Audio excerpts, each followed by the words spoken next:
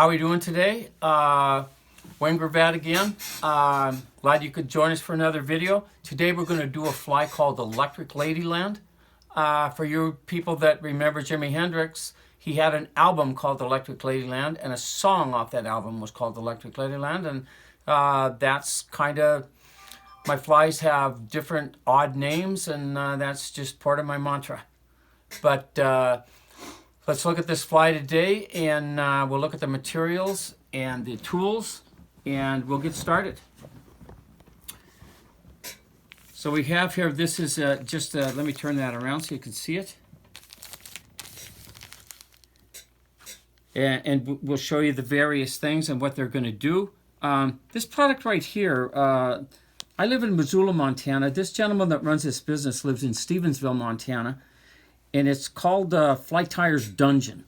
And I'd expect you to look at that online. He's got some incredible products for very, very reasonable prices. And again, it's Fly Tires Dungeon. You'll like it. All right, and then the tools we have today, we've got, you see we've got some pheasant. This is pheasant rump, brown marabou. I'll explain this to you in just a little bit. 28 gauge wire there. And then this is a pearl dubbing. That's a pretty big bag of dubbing. I don't know if you'll need that big, but you can buy that. You can buy that in this color right in this company right here. Hairline makes this in a pearl, just like that. And I'll show you how to use that. And again, we got 6/0 thread again here, black. Hackle pliers, whip finisher, obviously scissors, and you know the story on the rest. All right, here we go. Well, let's get started. I tie this fly in 16s to 8s, and this is a very, very effective fly. It's not a big seller for me because I can't answer that. But if I fish it, and I fish it a lot, my son fishes it a lot, believe me, you want to fish it a lot. It's very good. Again, remember when we put these on, let me show you again. You want the small end. You want the small end up against the eye of the hook. This is a 5/32 bead on this fly. You could go to a bigger bead. You could go to the 3/16. Not going to matter a whole bunch. When I fish this, I'm usually fishing a tandem of 2 nymphs. And this is one of them that I like to fish under the Jumpin' Jack Flash. I fish this a lot on the Blackfoot. This is an excellent fly on the Blackfoot and a very good one on Rock Creek as well. Alrighty. So again, let's start a nice base on there. Just like that. We're going to angle that right at the bend of the hook so we don't cut the thread. Perfect. Just like that. Okay.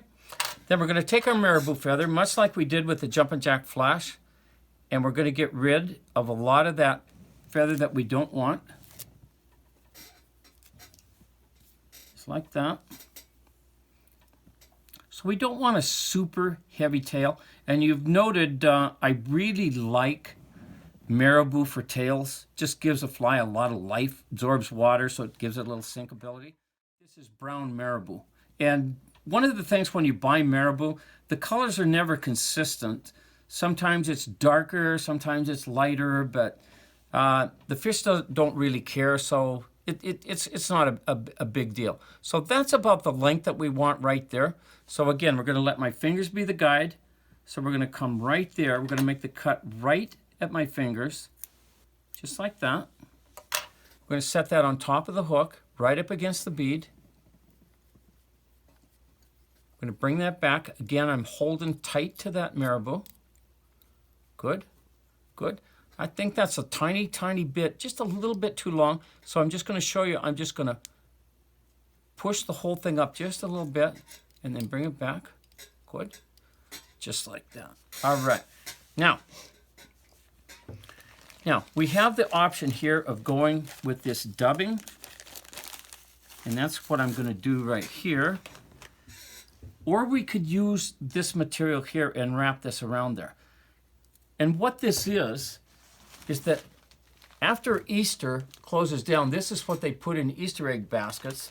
And I think I bought this at, I think it was Joann's Fabric. And this was 75% off. And there's probably 20 lifetimes worth right there for hardly any money at all, and it's very good. You can use it on wing cases, whole host of things. Okay, so we're going to dub just a little tag right here of this pearl. Okay, so let's just talk about, so we're going to dub this tag here at the back of the fly. I use a pre-waxed thread, which is a Danville product here. Unithread, I think, sells a pre-waxed as well. And it's not necessary to use dubbing wax. So let me just show you how to dub. What you don't want to do is use like big clumps. So that's about how much you want right there. So you're just going to set it on the line and roll it between your forefinger and your thumb. And for this fly, that's probably about all we're going to need right there. So we're going to bring that up just a little bit. I'm going to wrap back at an angle so we don't cut the thread there. Just like that. Notice that I've left a few tags and whatnot there. That's all good. We want that. Okay, the next thing that we're going to do is we're going to use this yarn right here. Let me show you one thing. You can buy this. Obviously, this is a lot of yarn. It's just a red heart yarn. Again, they sell this in all the hobbies places, but they sell it in really small amounts to where there's like 10, 12 feet, and that's what you want. It's 3-stranded, so you just separate it by strand. There would be 3 strands in that. This is 1 strand of it. Okay? So we're just going to cut that little tag off the end, and we're just going to set that right against the bead, and then we're going to bring that back just like that. Right to where that pearl dubbing starts. Then we're going to take a piece of copper. Again, this is 28 gauge copper. And again, as my previous video said, stay away from the tinsels. Lay that right in there, just like that. Now we're going to leave quite a bit of area right here, because right here we're going to put a thorax in there, and we'll get to that product in just a second. So we're going to go just like this. So we're just going to put these wraps right next to each other. I've never known what color to call this. It's kind of a mustard in a sense, but this is a very good fly. Get rid of that.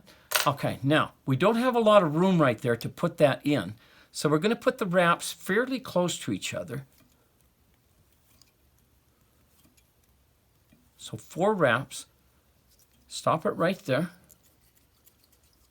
Okay. Notice when I'm cutting with my scissors that I don't come in with the tips. That I come in to cut that wire, I'm coming in with the back of the scissor. That's so that I don't dull the front of my scissors. That's a mistake that a lot of people make. Again, I'm going to knock that little piece of wire over. And then I'm going to take this in. This is that nymph test dubbing. Okay.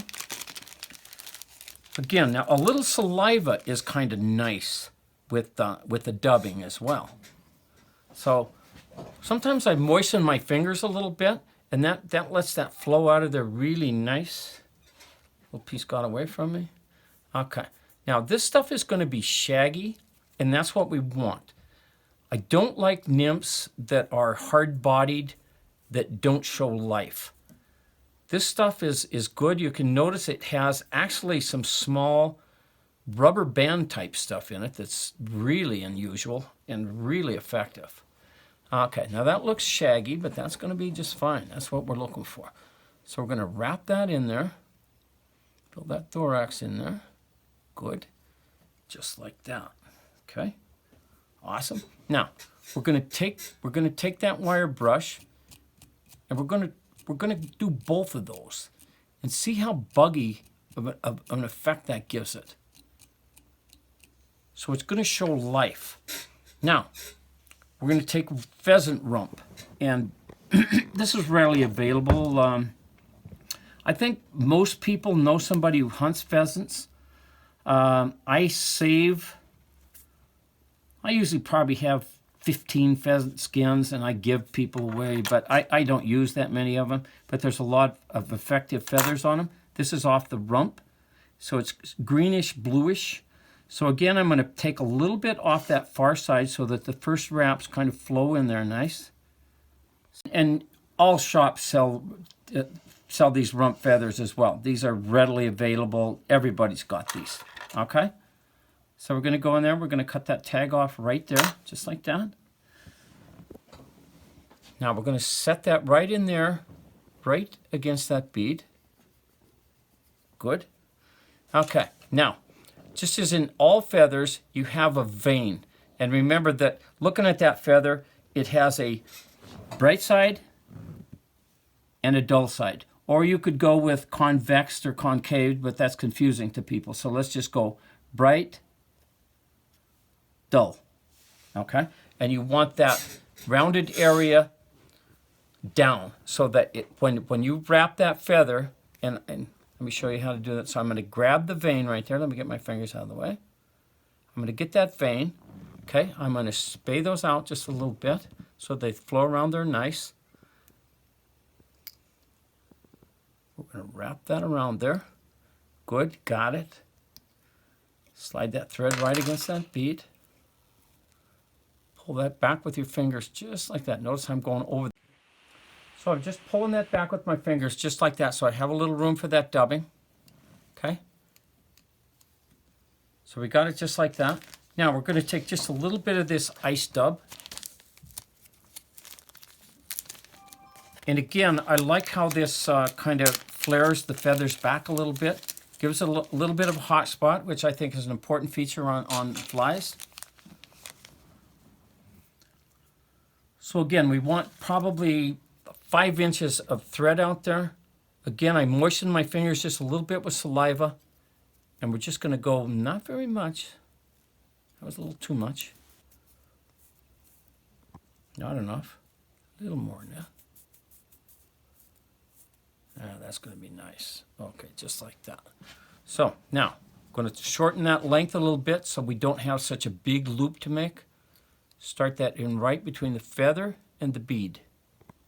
Just like that. That looks nice. Okay, let some more thread back out. Then we're going to grab it again with that hackle plier. Whip finisher. We're going to go about 5 wraps right there. Just like that. Cut that tag out. Spade these feathers out just a little bit with your fingers. Just like that. That gives that fly a really nice profile. That's a good looking little fly. That's going to catch fish for you. Again, that's Electric Ladyland. So we would like you to give us a thumbs up. Again, if you have any kind of comments, they're welcome. That's an excellent tool for me. We would love you to subscribe.